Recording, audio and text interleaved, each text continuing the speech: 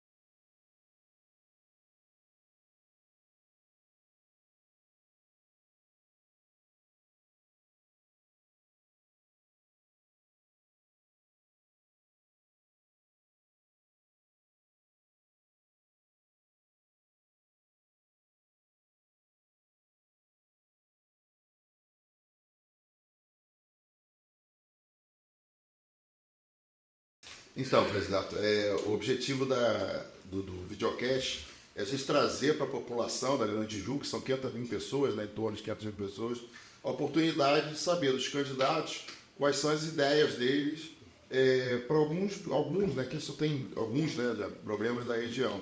Então, mas assim, pelo menos direcionado, né, a gente fala a língua do tijucano, né, e dos bairros próximos. E para deixar claro, a gente esclarece todo o programa, porque a pessoa pode ver só o seu, por exemplo.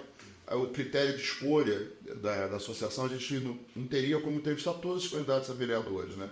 E nem todos que moram na Tijuca, todo mundo, a gente costuma brincar, ou mora, ou já morou, vai morar na Tijuca. Então, seria uma quantidade absurda. Qual foi o critério? Nós escolhemos os candidatos, convidamos, que notadamente, pela associação, fazem parte do dia a dia da Tijuca. Então, nós encontramos você no Conselho Comunitário de Segurança, numa inauguração lá do teatro, no aniversário, então, e os outros candidatos que foram convidados também, né?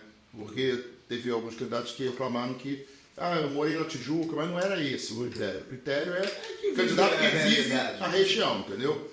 E a gente até fala lá para os moradores, tem mais de 5 mil seguidores, que a gente tem que eleger candidato que vive o nosso bairro, porque aí ele vai realmente entender quais são as dificuldades do nosso bairro, né? Então, só para esse esclarecimento. Olha, só para o Marisa Barros aqui. Isso aqui não me levou a nada, não. Eu saí correndo e não consegui levar nada. Vamos lá. A primeira pergunta é o seguinte. Continuidade da revitalização do entorno da Praça Santos Penha. Sobre a continuidade da revitalização do entorno da praça, queríamos abordar 2 pontos. Existe um projeto da Nova Tijuca de revitalização do entorno da Praça Santos Penha, especificamente propondo tornar aquele trecho entre a Conde Bonfim e a Desembargador Zilo em uma faixa em uma rua de serviço. Tem gente que fala assim, poxa, mas vai fechar aquele trecho, vai fechar a rua do ouvidor, Rio Branco. Rio Branco. E a gente adotou o coreto da Praça Santos Penha. O coreto é oficialmente adotado pela Nova Tijuca, estamos buscando parceiros, né, e estamos aguardando para que a gente transforme ele num local cultural e gastronômico, ou só cultural, enfim, vai depender do parceiro. Qual é a sua opinião em relação a esses dois projetos? Assim, quando a gente decide interferir no fluxo do trânsito, é preciso ter um estudo de impacto. Aliás, minha maior crítica à atual prefeitura é que o Eduardo, ele basicamente tem uma ideia, acordou com uma ideia que ele acha genial, mete e fala, mas por quê? Porque eu quero. Então, assim, infelizmente, a prefeitura ela age de uma forma extremamente amadora. Ela não apresenta estudos de impacto e aí acaba que, para corrigir de repente o problema, fica mais caro e muito pior, muito mais trabalhoso do que se tivesse parado um tempo, feito um estudo de impacto, visto quais que poderiam ser os problemas que iriam ser apresentados e aí tentar moldar o projeto para algo que não cause transtorno, não cause mais problema do que a situação atual. Então, assim, a gente falar de você cortar uma via pública, de passagem, a gente sabe que muita gente, às vezes, ali tá aquele trânsitozinho na Rua de Bonfim, tu vai lá, corta ali por dentro, que eu já fiz muito isso. Então, assim, é normal, eu já tive um food truck ali. Então, eu sei que ali é uma área boa para comércio, é ótimo que se o impacto for muito pequeno, show de bola, porque você não vai ter tanto carro transitando por ali, que às vezes também fica um engarrafamento desgraçado. E aquilo atrapalha o comércio, atrapalha os pedestres, enfim. Então, se a gente conseguir ter a plena consciência de que aquilo não vai impactar de forma muito grave o fluxo ali da região, eu acho ótimo. Mas o que não dá para a gente mais fazer no Rio de Janeiro é apresentar coisas e fazer coisas de forma amadora. E aí vai uma crítica hoje para a atual prefeitura, que a verdade é que o Eduardo está tratando todo mundo como otário. O carioca, o tijucano principalmente, ele está sendo tratado como otário. A gente fica se estrepando durante 3 anos, ele fazendo absolutamente nada. Quando chega no ano da eleição, ele quintuplica o orçamento de zeladoria e de asfaltamento, e a gente fica com esse transtorno de agora, e sempre que tem ali um asfaltinho, você vê uma equipe de um candidato aliado a ele distribuindo cartãozinho. Então, assim, não dá mais para o tijucano e o carioca serem feitos de otários da forma como esse prefeito vem fazendo aqui na cidade. Posso fazer? Não vai você. Assim, esse estudo de revitalização da Praça Espen, que fez uma parceria com a FAO, Faculdade de Arquitetura e Urbanismo da FRJ, um pouco antes da pandemia. E eles fizeram 42 projetos dos alunos formandos e tal. O que a gente propõe naquele pedaço ali é o mesmo que já tem em frente ao Shopping 45, já tem na Soares da Costa e na Carlos Vasconcelos. Nós fizemos um estudo do pessoal que trabalha, que tem essa ligação com o trânsito, e eles deram, ali nessa rua passam 6 ou 7 linhas de ônibus. Uma ou 638 está parado, que é uma outra discussão. E para cada linha de ônibus desse, nós temos 3 soluções para que isso possa acontecer. Então a gente teve um cuidado muito grande antes de falar isso. E a ideia é exatamente o que você estava falando, é privilegiar o pedestre consumidor, para que ele tenha facilidade. Você tem a 638, né? Que às vezes ficam até 3 ônibus, aí já faz uma barreira gigante. E aqui tem o táxi, faz uma outra barreira. População da Tijuca, terceira idade, para 30% e tal. E acaba dificultando, né? Foi quando a gente também propôs, há 12 anos atrás, a retirada da grade, para facilitar esse trânsito, essa movimentação do pedestre. Era só isso.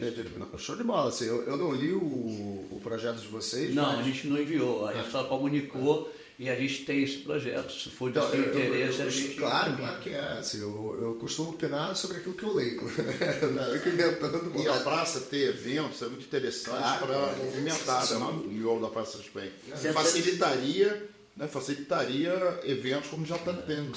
A Espen, só o metrô, são 85 mil pessoas dia. A gente acha que circula ali só no entorno da Praça Espen algo em torno de 160 mil pessoas. E tem Coreto, que a gente não deu tempo para responder, a gente está até passando, que a gente também assumiu, a gente está querendo, e está querendo transformar aí. Que vocês querem transformar aqui? O espaço cultural, gastronômico, vai depender do parceiro, a gente precisa de um parceiro privado. E hoje em dia é ocupado lá uma população. Vocês já fizeram o processo? Já, a gente adotou somente. Legal. Agora falta só o parceiro. A gente tinha até um apoiador meu que queria adotar uma praça ali na Carlos Vasconcelos. A Carlos Vasconcelos, bom, não vou lembrar agora, mas ele queria adotar uma praça mas parece que o negócio não adiantou. Até encaminhei ele lá para Parques e Jardins, mas parece que a coisa não andou. Os sócios dele, um dentista renomado aqui da região, mas ele acabou desistindo. Mas eu acho isso ótimo. Eu acho que esses espaços públicos devem ser privatizados. Privatizados entre aspas, porque quando você vê a esquerda falando de privatização, eles corrompem completamente o sentido do negócio. Mas privatizá-los, dando uma função pública a esses espaços, na minha opinião, é a melhor solução. Porque aí você tem mais zeladoria constante, você não vê aquele equipamento público sendo degradado da forma que a gente sabe que fica quando é a prefeitura cuidando da manutenção. É a parceria pública-privada, né? Exatamente. Vamos lá para a gente não fugir. É o ordenamento das ruas do Maracanã nos dias de jogos. Essa é a pergunta. Durante 2 a 4 dias... Não, desculpa. Durante 2 a 4 dias de jogos no Maracanã, os moradores da região e as ruas no entorno do estado sofrem perturbações e transtornos, tais como churrasco, clandestino, música alta, perturbação da paz, brigas, palavrões, ameaça a morador, extorsão cometida por flanelinhas, etc. Caso eleito, quais seriam as providências e medidas que adotaria para melhorar a vida dos moradores da região? A nossa sugestão é que a gente possa criar uma estrutura ao lado ali do Museu do Índio, não no Museu do Índio, isso é uma outra conversa, mas fica entre o Museu do Índio e o Maracanã, né? Tem o Parque da Bola. E ali talvez a torcida do Flamengo pudesse ficar ali, sair da... Você está pressupondo que é a torcida do Flamengo que faz tudo isso? Não, só que a do Fluminense a gente vai botar lá... Não, do Fluminense é tranquilo. Não, só que não só que não faz bagunça também, só que não faz bagunça é o Vasco. Mas aí no Sérgio de Barros a gente colocaria o Fluminense, ou enfim, dependendo do... Na verdade o objetivo é assim, atrair, tirar a torcida da rua, sim, que o camarada fica, né, urinando na porta dos outros, e você colocar um food park dentro do Sérgio de Barros, de repente tem uma música, banheiro químico, e aí você uma área de interação para até a hora do jogo, entendeu? E tirar da rua, realmente, né? Acho a ideia ótima, só não sei se vai funcionar, né? Porque uma coisa é o que a gente quer, outra coisa é o que acontece. Mas qual é a sua ideia? Qual é a sua ideia em relação a isso? O que você conseguiria fazer? Assim, eu acho está na que mão do município. Pois é, a partir do momento que a prefeitura fecha as ruas, e a gente conhece o carioca, irmão, não tem como. O carioca ocupa. E se for muita gente, então, vai acabar ocupando. Eu acho que o ideal seria ter um espaço de interação que, como acontece nos Estados Unidos, eu morei lá. Quando você tem um dia de jogo, você tem nos estádios, é um estacionamento gigantesco em que todo mundo faz seu churrasco, faz tudo ali. Você não fica no meio da via pública. Só que aqui a gente conhece essa realidade porca do Brasil. O estacionamento do Maracanã é só para autoridades e a poucos amigos do rei. Aí você tem o esquema de sacanagem que acontece na UERJ, que a gente não sabe para onde que aquele dinheiro vai do estacionamento. Então acaba sobrando na rua. O problema é a falta de estrutura que o Estado e os equipamentos dão para o público. E aí quando você tem gente pra caramba, eu adoraria chegar e falar, ó, torcida do Flamengo, tá aqui a tua área de interação, toma aqui, torcida do Fluminense, tá aqui tua área de interação. A coisa do carioca eu acho difícil funcionar. Adoraria que funcionasse. Mas uma coisa é a boa intenção, outra coisa é o que vai acontecer de fato. E na política a gente vê muita gente com boas intenções, mas quando a gente vai vendo a questão prática, ela simplesmente não funciona. Então eu acho que é difícil, eu enxergo muita dificuldade de uma área dessa de interação funcionar enquanto a prefeitura estiver fechando as ruas do entorno. Porque você cria um ambiente propício, e aí você vai botar o quê? Guarda você vai competir, né? Competir com certeza, você não tem a menor dúvida. Conhecendo a Tijuca que eu conheço e o futebol que eu conheço, os torcedores que eu conheço, todo mundo ficando no meio da rua. E você tem ali os bares do entorno, você não vai conseguir fugir daquilo. A menos que você mande todo mundo parar de vender bebida. Aí você vai ferrar também comerciante. Que, pô, onde ele às vezes tira uma folguinha é no dia de jogo, que aí ele consegue dar uma alavancada lá no seu orçamento.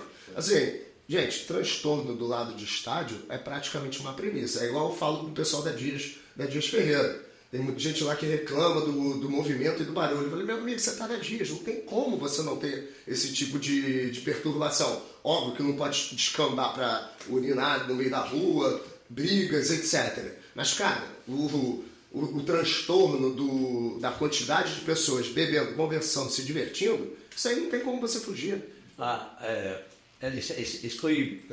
Foram duas colocações dos dois lados e tal, mas a nossa proposta é muito mais ampla, porque a questão exatamente é desordem. Tem vídeo de fórum do cara jogando lá. Então, assim, esse camelô que está aqui para vender, mas se você tira ele e bota lá, não vai zerar nunca. O ideal é que você tivesse esse espaço dentro de uma região cercada do próprio Maracanã. Porque aí você pode chegar para o cara que tem ingresso, aí, óbvio que iria continuar tendo alguma coisa, mas seria muito menos, muito menor. O problema todo é que você vê todo mundo que quer entrar no estádio fazendo o teu esquenta ali do lado de fora, porque a cerveja do Maracanã é caro pra porra, uma desgraça. Então o cara fica lá no barzinho tomando seu litrão, sua garrafa de 600, até chegar a hora do jogo. Aí ele vai pra lá e continua fazendo a manutenção lá do que ele quiser. Mas o negócio todo é que ele vai fazer o esquenta do lado de fora. É natural. Todas as torcidas fazem isso. Todos os amigos fazem isso em dia de jogo. Tem amigo meu que vai para um barzinho ali perto do Rio Maracanã e a gente fica bebendo e tal, não sei o quê. Depois vai pro jogo, só que lá tem uma areazinha que é sentada e tal. Outro dia até corri atrás eu quase prendi o Flanelinho, ainda estava deputado. Aí o Flanelinho começou a ameaçar um malandro. Eu andava armado nessa época, dei voz de prisão, conduzi, chamei guarda municipal, polícia, veio todo mundo, os caras não entenderam nada. E porque os caras estavam de fato extorquindo os motoristas, né? E a gente conseguiu conduzir alguns lá para a delegacia por conta dessa extorsão. Vamos lá. A produção está dizendo que a gente está estourando os tempos. Eu alinharia os tempos. Pô, político estourando o tempo. Que isso não acontece, não? Vamos tentar. Efetivo da Guarda Municipal em Tijuca.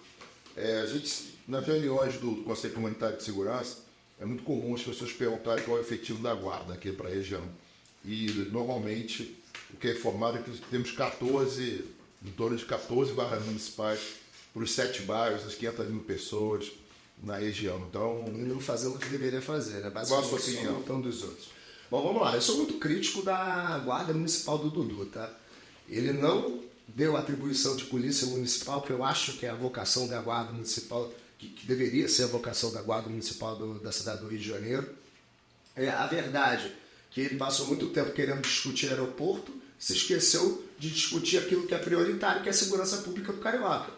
Então, você tratar a Guarda Municipal como um agente que apenas multa e enche o saco de quem empreende no município, na minha opinião, é um absurdo, é uma visão completamente porca dessa instituição, que tem muitos agentes que querem, de fato, trabalhar como policiais municipais. Óbvio que no atual momento não dá para ser todo mundo, você precisa formar, você precisa dar a formação adequada para que esse guarda municipal de hoje se torne um policial municipal amanhã. Perpassa pelo armamento da guarda e muita gente fala, mas armar a guarda, não sei. Eu trabalho com números na política, eu não fico trabalhando apenas com ideias. Quando você olha os municípios do Brasil que colocaram a guarda municipal armada, você teve inclusive redução de homicídio. Eu não estou aqui dizendo que você vai botar a guarda municipal para combater o tráfico do Borel, do Salgueiro ou de qualquer outro morro da região onde existe criminalidade. Mas você pode direcionar a guarda para trabalhar naqueles pequenos crimes, entre aspas. Pequenos crimes, entre aspas, por quê? Porque é um crime absurdo você ser assaltado, você cansa de receber, eu pelo menos canso de receber vídeo de moradores aqui da Tijuca. Teve um agora que os motoqueiros entraram na garagem. Mas a Guarda Municipal consegue combater isso se ela estiver armada. Consegue combater pequenos furtos, consegue combater violência doméstica. Você desafoga a polícia militar e deixa ela para atuar em crimes um pouco mais violentos, um pouco mais com maiores complexidades. Então, eu acho que a visão da guarda do Eduardo é muito ruim. Ele teve 4 anos, na verdade, ele teve 16 anos para poder implementar o armamento, formar os seus guardas, mas ele prefere utilizar a guarda para achacar motorista, para constranger empreendedor. Pô, durante a pandemia, a quantidade de vezes que eu vi gente do BOI entrando nos estabelecimentos junto com a vigilância sanitária, é uma vergonha que esse prefeito fez nessa cidade. E ele continua mantendo o mesmo padrão. Aí ele acha que pode discutir aeroporto, mas guarda municipal é obrigação do Estado? Comigo, pelo menos, não rola. Vamos lá. Praças Afonso Pena Xavier de Brito.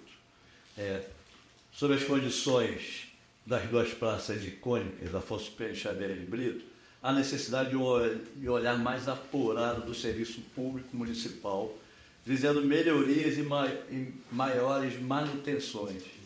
Além dessas praças, temos outras menores com as mesmas necessidades. Alguma proposta para essas praças? Abrir licitação e botar para o empreendedor adotar. Não tem como. Se ainda não apareceu, de repente é porque tem gente que não sabe que é possível adotar. Mas eu não consigo ver o porquê que uma empresa não adotaria, por exemplo, a Praça Xavier de Brito. De repente, Afonso Pena é um pouquinho mais complexo, porque não tem tanto entretenimento, não tem tanta coisa para fazer. Mas eu sou frequentador da Xavier de Brito. Minha filha brinca ali naquele parquinho. Tive que encher o saco do subprefeito antes de mudarem, né, ser hoje o apadrinhado de um vereador, que inclusive quando resolveram o problema da Casa Mal Assombrada lá, que fui eu falando com um dos secretários do Eduardo, que o Eduardo tem secretários que utilizam a máquina para fins eleitorais, mas a gente tem que ser honesto. Tem muito secretário ali que realmente, quando recebe uma demanda republicana, ele vai lá e atende independente de quem pede. Se é a oposição ou se não é, se é a demanda republicana, o cara vai lá e atende. E o secretário que eu abordei para resolver esse problema da Casa Mal Assombrada lá, foi super correto comigo, enfim, agiu rapidamente. Só que aí veio um candidato do Eduardo, que hoje está controlando a subprefeitura, tirou fotinho, saiu até no portal lá do Grande Tijuca, que foi ele que resolveu, mas não foi não, fui eu. Obviamente que é uma questão de ética, eu não mostro conversas que eu tenho privadas com agentes públicos, é uma questão moral minha, independente se for para provar que foi algo que eu realmente fiz, mas eu não faço isso por questão ética e nunca faria. Mas eu posso dizer com todas as letras que quem resolveu aquele problema fui eu. Ele foi lá para tirar foto, para aproveitar ali o negocinho, mas não foi ele que resolveu. E isso é muito comum aqui. Então eu acho que a gente deveria, e isso eu vou propor logo de cara, assim, uma vez, se por acaso o povo tijucano, o povo carioca me der a honra e o privilégio de representá-los na Câmara de Vereadores da cidade do Rio de Janeiro, uma das primeiras coisas que eu vou propor é a privatização dessas duas praças. Okay. A próxima pergunta é sobre polo gastronômico. Qual a sua proposta em relação a promover o desenvolvimento dos polos gastronômicos e culturais da Grande Tijuca e sobre qual secretaria municipal eles ficariam assistidos? Assim,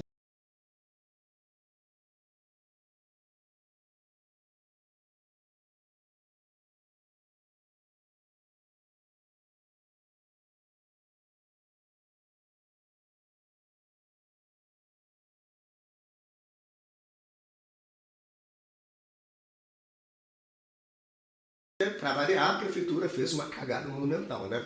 E inclusive no dia do certame público lá, a menina que estava presidindo o certame, falou. Eu falei, cara, isso aqui não vai funcionar.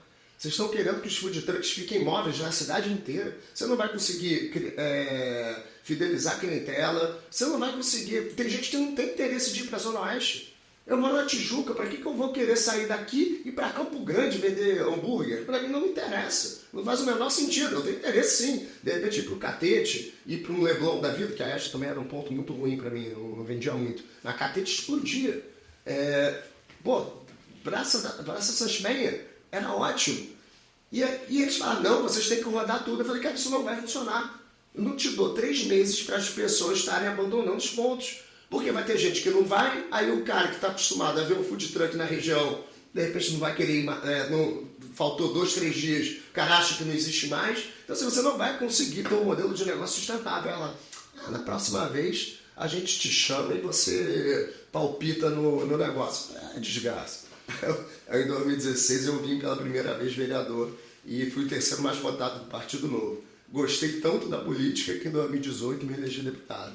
Então, assim, o ponto todo você tem que dialogar com a sociedade, ver o que é interessante, o que é legal, o que faz sentido. Porque, novamente, uma coisa é a boa intenção, outra coisa é aquilo que funciona. Não adianta a gente criar um equipamento público, uma estrutura que ninguém vai.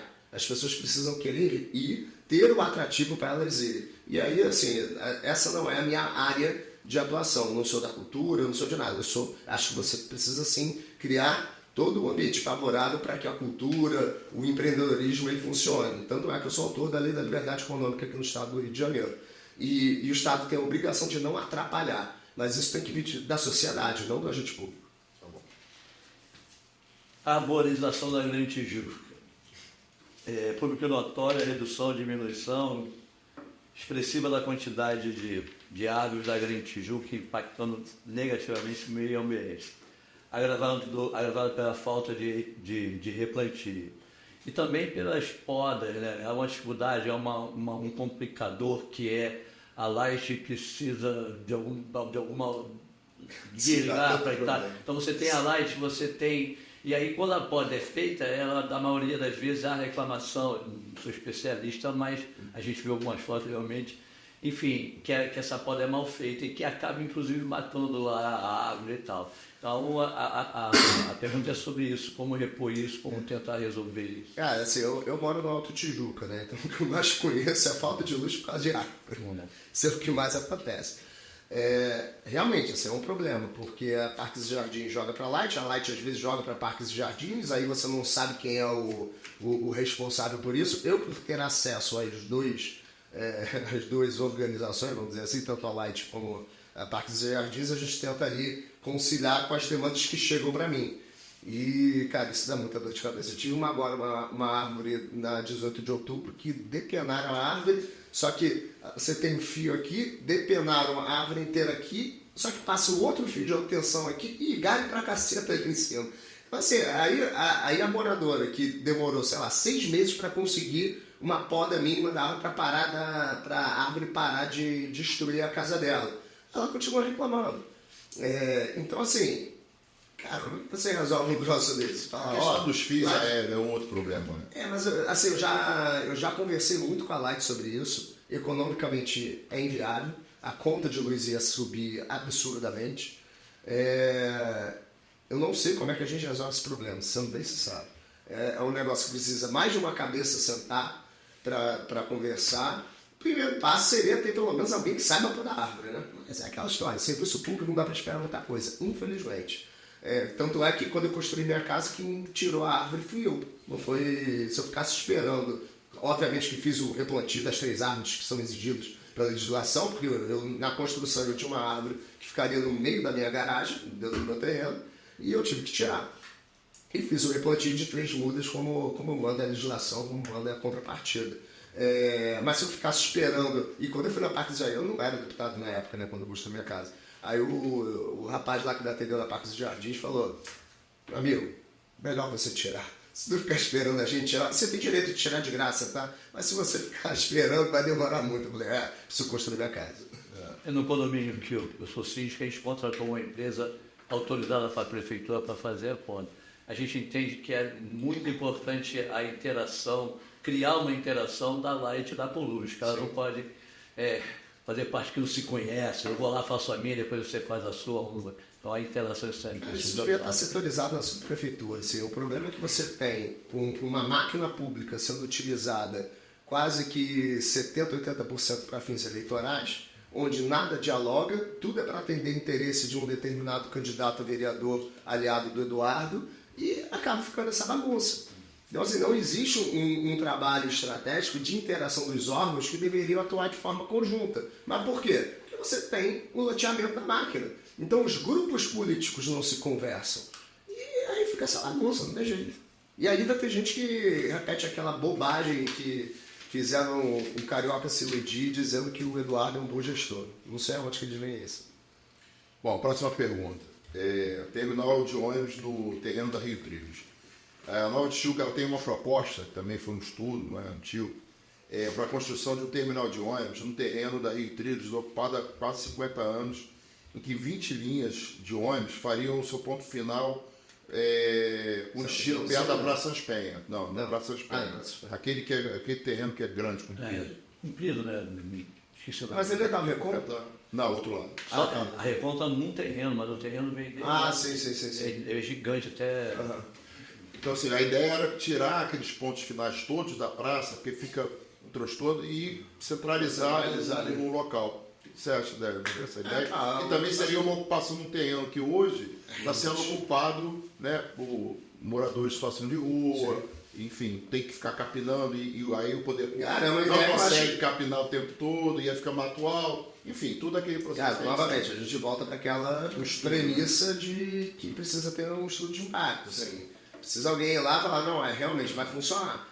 Se você me perguntar, no alto do seu achismo, conhecendo a região, você acha que poderia funcionar? Acho que sim, porque você tem duas vias que são relativamente largas, que tem ali como comportar, já comportam, né, a passagem de ônibus, que você teria que ver como é que seria feita a questão do entra e sai dos carros. Mas eu acho que num primeiro olhar para a situação, eu acho que poderia funcionar. Acho que existem 20 ou 21 linhas de ônibus que vêm terminar o Praça Seix Penha. E eles ficam espalhados, né? Lá perto do Colégio Batista. Normalmente eles também ali na... Ele tem no Colégio Batista, tem atrás do Tijuca Tênis Clube, na própria General Rock, enfim. Então, uma das opções seria essa, mas continuando nesse assunto dos terrenos da IGTRI. A gente já conversou com o pessoal da IGTRI e tal, mas não avança. Então, assim, eles falaram? Tem dificuldade, exceção de... Agora acontece o seguinte, são 49 anos que está lá aquilo, porque foi para a construção, começou a construção da Praça Seix Penha. 49 anos, não sei quantos metros quadrados, é uma frente do metrô da Praça Seix Penha. É muito grande. Tem alguma dificuldade, porque embaixo passa o metrô, então você teria um limite de construção, mas a gente poderia, por exemplo, para a construção da estação do metrô Seix Penha, foi necessário desapropriar uma grande quantidade de imóveis que hoje em dia os respectivos terrenos estão em aspecto de abandonados, favorecendo ações de criminosos. Acreditamos que além do terminal de ônibus, esse terreno pode receber a UPA nova e maior, o comércio popular. Mas ia fazer o que com a UPA atual? É porque são vários terrenos. Sim, não, mas ia fazer o que com a UPA atual? Ia manter? Só ia aumentar. Aumentar. Porque você centralizaria tudo ali. Porque além de tudo ali já há uma sensação de insegurança muito grande. Sim, claro, é horrível passar por ali. Então aquele pedaço ali, ele é... meu sonho é que volte... meu sonho é que voltem com o Correio da Uruguai, porra. Tem que vir até a praça toda vez. Além disso. Horroroso isso, cara. Então, aí assim, botar o Recon de um lado, mas o terreno, ele é desde a mais vamos lá, gente. Precisa saber a quantidade. É óbvio que tem que ocupar. Isso aí é questionável. Como que vai ocupar é que é questão. Essa ideia parece ser muito boa. Criar uma revitalização ali para a região pode ser sensacional. Só que você precisa ver a quantidade de ônibus, fluxo, não sei o que, como que vai. Novamente. Não dá para ficar dando negócio de orelhada. O problema de sempre do Rio de Janeiro é que todo mundo dá tudo de orelhada. Acha que teve uma puta ideia, vamos fazer. Aí quando faz, vê que fez cagada. Aí não tem negócio de esgoto, não tem não sei o quê. Aí começa a ter que consertar aquilo que poderia ter sido evitado com um mínimo de precaução. Então, assim, a ideia é ótima, sou totalmente a favor, mas precisa ter um estudo de impacto. Você precisa saber como que a região vai mais ou menos se comportar. Óbvio que também não é uma ciência exata o negócio. Você faz uma projeção, espera que aquilo aconteça, mas enfim, tem como você ter uma previsibilidade do que pode vir a acontecer. Então, o estudo de impacto serve para isso, para você não ser pego totalmente de surpresa. Óbvio, alguma coisa pode fugir? Pode. Por isso que você tenta contratar as instituições com maior expertise do mercado. Mas pode ser que alguma coisa escape. Mas o que escapar vai ser muito menor do que aquilo que as pessoas estão acostumadas a fazer quando dão uma orelhada. É uma unanimidade que aquele espaço precisa ser ocupado. É totalmente ansioso. Qual a maneira, ele está dando uma sugestão e tal. Mas ele precisa, são 49 anos. O que se perdeu de dinheiro porque não foi ocupado é isso. Concordo. Tem um projeto ali de um espaço para a terceira idade. Cara, existe um projeto muito bonito. Olha só, existe uma parada na lei de licitações que basicamente o poder público ele abre a chamada para que o setor produtivo ofereça soluções. Foi o que fizeram no Jardim de Alá. Aquele projeto não veio da prefeitura. A prefeitura chegou e falou, olha, tem o Jardim de Alá, o que eu vou fazer com esse troço aqui? Tá cheio de mendigo, tá uma porcaria, negócio tudo poluído. Vieram duas empresas e falaram, prefeitura, a gente tem essa ideia. Você jogar para o mercado a obrigação de apresentar uma boa ideia, na minha opinião, é o supra-sumo da parada. Você não precisa botar um burocrata que não entende porcaria nenhuma da região para ficar pensando o que fazer com aquilo. Chega para a sociedade civil e fala, gente, a gente tem esse espaço com as suas ideias. Aí sim, o político vai tomar a decisão política. Falar, isso aqui, essa ideia, na minha opinião, convém mais do que essa. É para isso que serve o político. Muita gente fala, não, mas fulano tomou uma péssima decisão. Esse é o ônus da política. A sociedade tem que aprender que o ônus da política é a decisão ruim. O bom da política é a boa decisão. Então você delega essa decisão. Óbvio que você tem, enquanto sociedade civil, você tem a capacidade de influenciar. A associação ali do Jardim de Alá esperneou pra caramba. Acho que eles estão errados. Acho que aquilo lá vai ser sensacional para a região. Mas, enfim, o que a prefeitura fez foi justamente isso. Falou, eu não faço a menor ideia do que fazer com isso aqui. Me deem uma solução. E aí escolheram aquilo que o político achou que era a melhor solução. Se vai ser a melhor, não sei. Eu acho que vai ser até. Mas, enfim, se não for, paciência. É o ônus da política. Tá. Bom, vamos para outra aqui. Pessoas em situação de rua. Pessoas em situação de rua. Quantidade de pessoas em situação de rua, infelizmente, vai aumentando de maneira expressiva. Na Grande Tijuca, no Rio de Janeiro todo, mas aqui especificamente na Grande Tijuca tem aumentado bastante. Entre essas pessoas, sabemos que existem aquelas que cometem crimes urbanos, como furto de carro, fios, toda noite, quando a gente acorda nos grupos, WhatsApp, a quantidade é imensa, pessoas que trabalham com home office, ficam sem internet. Enfim, qual o seu pensamento, qual a sua proposta, do ponto de vista assistencial, inclusive, em relação a essa questão? Esse é um problema extremamente complexo. Assim. Eu sou embaixador de uma ONG chamada De Volta ao Lar. Então eu conheço muito bem esse problema. Fora isso, eu fui deputado durante 4 anos. E um dos principais problemas é o senhor Alexandre de Moraes. Ele tem uma decisão que impede os prefeitos... Então assim, não dá nem para colocar isso na conta do Eduardo, praticamente. Mas que impede praticamente os prefeitos de atuarem em cima desse problema. Queria ver se fosse... É que morar no condomínio é moleza, né? Você tem uma viatura disponível, com segurança, com não sei o quê, mendigo não atrapalha. Agora, quando você é da Tijuca, tem que ficar andando aqui na Praça Sãs Penha, você vê a quantidade de população de rua, você sabe aonde que dói teu calo, aonde que aperta teu calo. Então, assim, é um problema extremamente complexo. A gente poderia fazer um programa só para discorrer sobre eles. Mas você tem diversos casos. Vou te dar um caso do que a ONG fez. Um sujeito que estava com câncer veio para o Rio de Janeiro achando que poderia entrar no INCA portas adentro. Ele chegou no INCA, o cara falou, meu amigo, não é assim que você vai tratar teu câncer aqui. Você precisa entrar na regulação, precisam te enviar para cá. Ele veio de Goiânia. Então o cara ficou morando na Praça da Cruz Vermelha durante umas 2 semanas. Aí o pessoal do Segurança Presente abordou, levou para a ONG. A ONG viabilizou a volta para lá e eu entrei em contato com a Secretaria de Saúde de Goiânia e a gente conseguiu fazer o tratamento do cara. Para você ver um exemplo. O cara não é bandido, o cara não é mendigo, o cara não é absolutamente nada. Ele simplesmente... Isso é outra... Cara, tem gente que virou mendigo porque veio atrás de um amor. Então, assim, é muito complexo. Qual que é o maior problema? São os viciados. Viciado é um problema.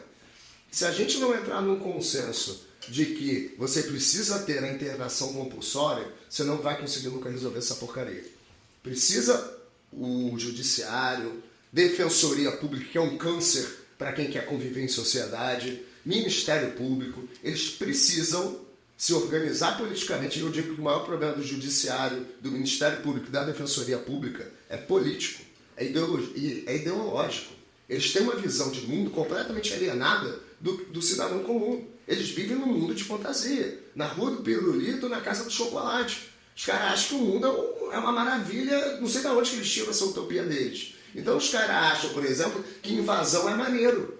Eu tive uma vez que combater uma invasão ali no centro da cidade e tinha membro da Defensoria e do Ministério Público defendendo a porcaria da invasão. Só eu de direita questionando a invasão. Aí também começa, aparece 3 deputados de esquerda, que é também chega de bando, né? E só eu lá sozinho, dando porrada e defendendo o proprietário, que eu nem conheço, tá? Nem conheci o cara. Eu fui por questão ideológica, que é um absurdo você vilipendiar a propriedade privada de alguém dessa forma. Então, assim, só para finalizar, é um tema extremamente complexo. Você não vai conseguir resolver na questão do viciado se não tiver internação compulsória e precisa ter um trabalho de assistência social, principalmente. Aí isso sim é culpa da prefeitura. Os abrigos que ela oferece são lixo. Eu já conversei com gente em situação de rua que fala, totalmente consciente. Você conversa com a pessoa e fala, cara, eu por mim eu iria para um abrigo, mas lá eu tenho medo de morrer, lá eu tenho que ver barata subir em cima de mim, lá é desumano, eu prefiro dormir na rua. Então se você tivesse a realidade dentro dos abrigos, você nunca vai conseguir atrair ninguém. Continuando mais ou menos nessa área, que é a questão dos furtos de cabos e os ferros velhos. Né? Como mencionado anteriormente, o furto de cabos e fios elétricos, tampos de bueiros, portas e portões de alumínio e ferro, canos condutores de gás, etc. Está crescendo cada vez mais. O que o senhor acha sobre as ações periódicas de ordenamento a esses ferros velhos? Sabemos também que o destino final do produto do furto não é o ferro velho. A gente sabe que não parar ali, vai parar na indústria. O que o senhor pensa sobre isso? O ferro velho é atravessador, né? Se achar que aquilo vai ficar no ferro velho, você A gente fala também o seguinte, né? Será que tem necessidade do século XXI no centro urbano ter ferro velho? Né? Cara, é assim, eu digo 24 horas por dia. 24 horas. Então, eu digo que o maior problema ambiental, os 3 maiores problemas ambientais são o saneamento básico, destinação correta do lixo urbano e ocupação irregular das encostas, tá? Quando você fala do ferro velho, você entra mais ou menos na destinação do lixo urbano, entre aspas, porque não é a Colômbia que joga lá, mas enfim, ferro velho é um depósito de lixo, entende? Óbvio, um lixo com valor, não é qualquer lixo reciclado. É óbvio que não faz o menor sentido. Você precisa ter uma organização melhor disso. É uma máfia desgraçada, duvido. Se você tiver 1 ou 2 ferro velhos que são corretos, pô, já é muito. Então, só que o problema, existe um negócio chamado teoria econômica do crime. Se o crime ele compensa, basicamente, se aquilo que eu estou fazendo, a pena vai ser menor, vai ser vantajosa para mim, que é o caso do roubo e furto de cabos, você acaba tendo um incentivo. E eu falo, cara, o bom político, ele não ignora o fato social. Ele olha para o fato social e tenta determinar, conduzir, direcionar as regras para que aquele fato social gere a maior possibilidade possível de benefícios sociais e a menor degradação social. Quando você olha o furto de carro, o que é? É um malandro vagabundo que não gosta de trabalhar e está querendo ganhar dinheiro. Como é que você combate esse sujeito? Metendo na cadeia o mais alto tempo possível. Falando, meu irmão, se tu roubar esse negócio, tu vai pegar 15 anos de cadeia. Porque você está ferrando todo... Cara, é igual o crime em transporte público. Por que o crime em transporte público chegou ao consenso e falou, cara, o cara não pode, por exemplo, parar um trem, porque senão ele vai estar ferrando a coletividade de uma forma absurda. Por que isso não é aplicado no furtos e roubo de cabo? Deveria ser dessa forma. E aí pegar a cadeia inteira. Ó, você não vai pegar só o cracudo que tá roubando o fio. Você tem que pegar toda a estrutura de distribuição até o receptador. É assim que tem que ser combatido, não tem outra forma. E aí, uma proposta que eu tenho.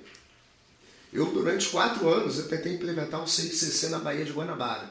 Eu entendo que aquela região ali você só vai conseguir solucionar o tráfico de armas, pessoas e drogas com um centro de comando e controle, com câmeras e integração entre as unidades estaduais e federais. Se você não tiver isso, você não consegue resolver o problema da criminalidade na Baía de Guanabara. Na Tijuca, você não consegue resolver furto de cabos, roubo de carro, roubo de pedestre, furto, enfim, o que for, se você não tiver um sistema de câmeras inteligentes, um centro de comando e controle para cuidar da Grande Tijuca, porque a partir do momento que alguém rouba um carro, você, pela topografia da Tijuca, é impossível. Na Barra é mole. Você manda umas 5 viaturas por umas vias estratégicas, para o cara conseguir sair dali é muito difícil. Na Tijuca não dá. É muita saída. E a polícia conhece os vagabundos que fazem isso. É a galera do Turano, é a galera do Lins, gente da Penha que vem roubar aqui na Tijuca. Então, assim, se você não tiver um olhar da prefeitura de falar, não, segurança pública é minha obrigação, sim, isso não é do Estado, e ele trabalhar... cara, isso eu consigo levar apenas com a questão política. Pega 3 deputados federais, vai ter dinheiro para montar um negócio. A articulação com o Estado, moleza. Então, assim, e eu sei que o governador, ele é sensível à questão da segurança pública. Então, você conseguir... O meu problema foi que eu tive a carta de recomendação do governador dizendo a ideia do deputado é boa, só que quando chegou no Ministério da Justiça, a parada não andou. E está lá até hoje. Não saiu de lá. Aqui na Tijuca a gente consegue implementar. Tá bom, obrigado. A próxima pergunta é a seguinte. Esse fenômeno do morador evitar de ir para longe começou na época com a lei seca e hoje acho que a questão da segurança. O morador tentar usar o espaço do veículo, né? Mais perto da casa dele. Né? O tijucano tem várias questões. Primeiro, porque é barrista. Segundo, né? Tijucano barrista. Imagina. Segundo, só porque a gente é melhor. pela questão da... Só porque é pública, né? Então, assim, a questão da lei seca, né? E hoje a questão da segurança, né? Então, assim, as pessoas não se sentem tão seguras de locais à noite longo, né? Mais distante, voltar. Então, a gente vê crescendo cada vez mais a parte cultural. O Teatro Zimbisca agora foi reinaugurado. Então, a parte cultural e os bares, restaurantes crescendo, enfim. As crianças shopping. Eu sou tijucano, né, da Gema, então eu sou suspeito. Então, o cinema, o Tijuca Palace, ele está fechado desde 1983. Então, assim, a gente tem uma ideia, né? Nós tivemos muito cinema, foi chamado de Cinelândia, né? Segunda Cinelândia, embora tivesse mais cinema que a Cinelândia. Tinha 15 salas funcionando. Virou farmácia, virou igreja. Exatamente. Então, assim, a gente tinha uma ideia, uma vontade de transformar aquele espaço numa atividade multicultural. Não dá para se transformar num cinema de rua, mais porque não tem público para isso. Mas talvez um local com uma atividade multicultural, mais ou menos como o Imperator lá no meio, né? O que o senhor pensa? Isso é uma sala que está fechada, Cara, novamente, isso aí eu deixo na sociedade definir. Isso não cabe ao político. Eu acho que qualquer equipamento cultural... Eu sou muito crítico ao político que fica direcionando questão cultural. Porque no final das contas você dá dinheiro para um cara que não conseguiria vender a arte dele para quem quer que fosse. Então ele sobrevive do dinheiro que é injetado por gente que está pagando imposto e que não queria ver a arte do cara. Então eu sou completamente contra isso. E basicamente, no final das contas, o poder público financia entretenimento, ele não financia cultura. Então, assim, eu acho que questões culturais, quem tem que propor é a sociedade civil. Chega com a ideia e a obrigação do Estado é não atrapalhar. Tá? Não, beleza, o que você precisa? Ah, tá, preciso da cessão do espaço. Beleza, vai lá, tenta a sorte, meu amigo. É contigo. Então, assim, eu acho que o político ele não deveria ficar se metendo nisso. Ele não deveria chegar e falar, não, eu acho que aqui é melhor um teatro, aqui é melhor um cinema. Que aí, no final das contas, você cria um equipamento que ninguém vai. Aí, o que adiantou? Você gastou dinheiro, gastou tempo, gastou energia, e ninguém caiu naquela porcaria. Então, não funciona. Quem tem que assumir esse ônus é a sociedade civil. O cara chega para o poder público e falou, tive uma puta ideia. Eu acho que aquilo ali podia ser negócio de food truck, poderia ser um teatro, poderia ser não sei. Mas tá bom, tu acha isso? Beleza, vamos ver quanto que eu vou te cobrar de taxinha, tal, não sei o quê. Manda bala. Tá ocioso o negócio? Manda bala. Vai contigo. É exatamente essa a ideia, né? Tá desde 83, são 41 anos que estão fechados aquelas duas salas. Tive oportunidade de entrar e tal. E você, razoavelmente perto da Praça Estem, é uma galeria que você poderia ocupar. A nossa ideia é exatamente sempre a parceria pública-privada. A gente quer levar propostas, quer levar também junto os empresários. A obrigação. E a gente precisa da prefeitura, do Estado, porque vem as ações, vai fazer, vai gerar um impacto, vai isso. Me dá segurança jurídica para eu poder botar meu dinheiro aqui e tu mexer meu saco depois, pronto, acabou. O que não pode acontecer é aquela palhaçada que aconteceu com o Carecão, em que uma porrada de militantezinho de bosta de esquerda falou, não, aquilo tem que ser público. Tiraram os caras de lá, degradaram todo o equipamento, aquilo virou um antro de lixo, de rato, de mendigo, de usuário de droga. Um lixo que ficou ali em Botafogo. E aí o setor privado dizendo, cara, me dá isso aqui. Eu cuido disso, eu vou trazer, eu vou revitalizar esse troço. E aí vai ficar escutando uma porcaria de militantezinhos da UFRJ, a reitora acatou aquela porcaria. Então, assim, não pode ser mais feito dessa forma. A obrigação da prefeitura é falar, cara, não vou encher o saco de quem tem boa ideia. Se a ideia for ruim, o ônibus é teu, irmão. Eu só não vou te atrapalhar. É isso que tem que fazer. A prefeitura tem que ser sensível com isso. E, cara, é o que eu falo desde sempre. O Estado muito ajuda quando ele não atrapalha.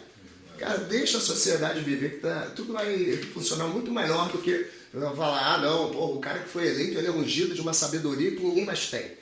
Aí ele vai conseguir pensar em todas as variantes sociais para falar, puta, teve uma puta ideia, isso vai funcionar. Comigo não funciona dessa forma, a gente sabe como funciona. Sou eu, né? Acho que é a última pergunta. Você me passa. O ordenamento urbano de forma geral, candidato. Sobre o ordenamento urbano de forma geral, teve 2 pontos a abordar. A ocupação do comércio irregular nas calçadas do bairro, dificultando a circulação de pedestres e fazendo a concorrência desleal com o comércio regular, com ambulante e camelô. Cara, vamos lá. Eu só falta só complementar. A circulação de bicicletas na mão e contramão e vias em cima das calçadas, causando vários acidentes, aos pedestres, assim como motos descumprindo a lei de trânsito. Existe alguma mobilização para...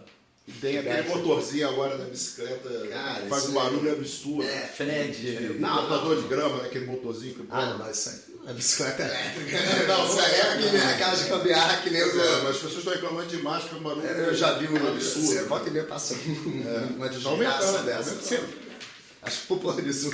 Aí tecnologia popularizou. Tem que seria o código de trânsito, mas... Cara, isso enfim, alguém tem que meter a mão nisso. Assim, vamos lá, camelôs, tá, gente? Eu sou a favor da livre iniciativa. Porque eu acho que o município... eu acho que existe, às vezes, por parte de alguns comerciantes, uma ilusão de que o camelô compete de uma forma absurda. Primeiro passo é proibir mercadoria ilegal. Acabou. Produto de roubo. Isso aí não pode acontecer. Então é obrigação da Guarda Municipal e da Polícia Militar prender o vagabundo que está com carga roubada. Ponto. Dito isso, você tem gente que precisa trabalhar, comer e alimentar a família. O que eu acho é que a prefeitura deveria... Por exemplo, uma questão que eu vi em Buenos Aires. Moto para em cima da calçada, de forma ordenada, no cantinho aqui assim. Isso é maravilhoso para desafogar... ou seja, criar bolsões para que motos parem. A mesma coisa, você pode criar uma legislação em que você prevê, por exemplo, a calçada de 5 metros. Você vai poder ter uma linha de 1 metro, barracas delimitadas com tantos centímetros. E criar essa legislação. Só que não existe vontade da política da prefeitura. A prefeitura prefere utilizar a guarda municipal para bater em camelô e constranger empresário. Essa que é basicamente a única função da guarda municipal hoje. Então você precisa ter uma legislação inteligente que permita que as pessoas trabalhem e convivam, consigam empreender na cidade e que a ilegalidade seja proibida. Eu acho que o camelô ele tem todo o direito de trabalhar, só que ele tem que trabalhar de forma ordenada. Você tem que saber, beleza, registra o cara, e não pode ser um registro que fique vinculado à boa vontade do vagabundo que está lá querendo receber propina, porque isso acontece muito. Tem que ser um registro digital. O cara pegou, hoje todo mundo, por mais pobre que seja, tem celular. O cara pega lá o celular, se cadastra com os dados pessoais, manda a documentação exigida, pum, tá dada a licença, acabou. O cara não precisa de mais nada, ele não tem que ter contato com o servidor para isso. Ele não tem que pedir autorização do servidor para poder trabalhar. Ele tem que preencher um negócio, a posteriori, guarda municipal, fala, meu amigo, cadê a licença? Tá aqui, ó, imprimi ontem pela internet, meu amigo. Tá aqui, ó, QR Code. Certificação digital. O cara mete o QR Code lá e vê que a licença dele é original. Acabou.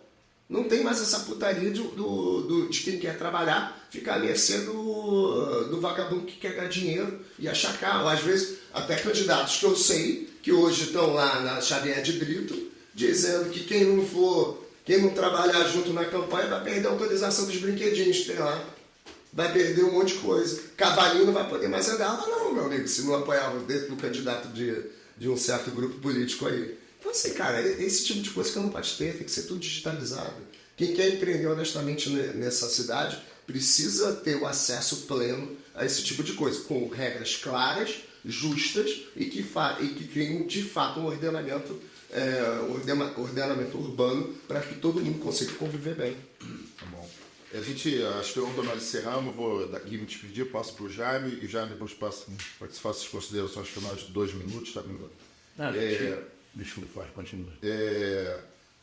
Então eu me despeço aqui, agradeço a sua presença, queria fazer um convite a todos, né? A você também, todos que estão assistindo.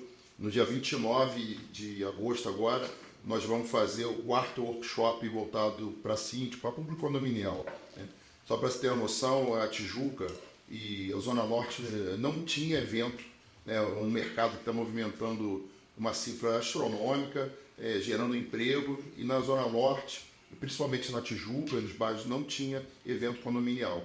Nós criamos o primeiro no meio da pandemia, 2021, 22, 23 já foi bem grande, e esse ano a gente prevê em torno de 700 pessoas no evento, já se tornando um dos maiores eventos condominiais da cidade do Rio de Janeiro, vai ser no Salão Nobre do Tijuca, no dia 29 de agosto, de 8h30 da manhã até as 20h30.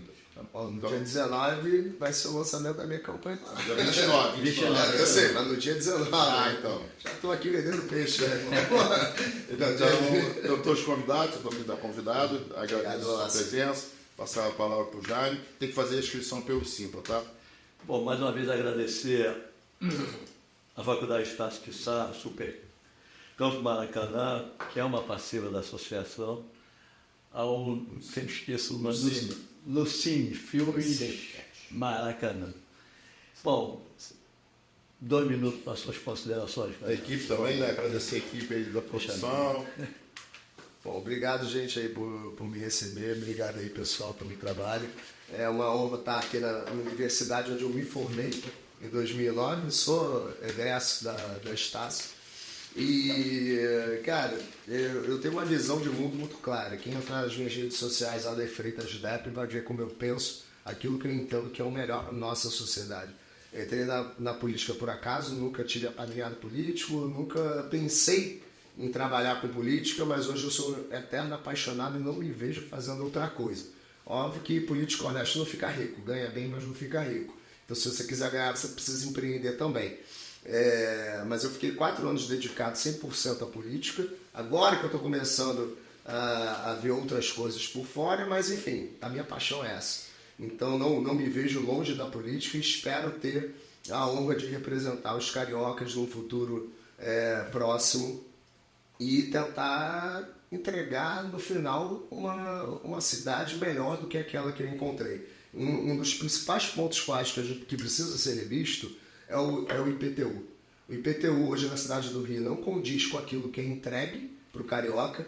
Existe, por exemplo, uma faixa de isenção de R$50 mil em imóveis aqui da cidade, e aí você vê uma penca de político, vereador, um monte de gente com kitnet, com, sei lá, 50 kitnets na Zona Oeste e Zona Norte não pagando IPTU. Agora você, classe média, que tem imóvel que do nada explodiu. Agora está um pouquinho melhor, tá? Porque a prefeitura não consegue mais especular como especulava no passado, graças a uma decisão do STJ que disse que o valor do imóvel é aquele que consta na escritura. E não aquela avaliação cretina que eles faziam, que botava às vezes 30%. Eu sei porque eu vendi um imóvel ali na Uruguai, depois do falecimento da minha mãe, a gente vendeu por 970 mil. Quando foi na prefeitura, o cara que comprou pagou 1.300.000 no TVI.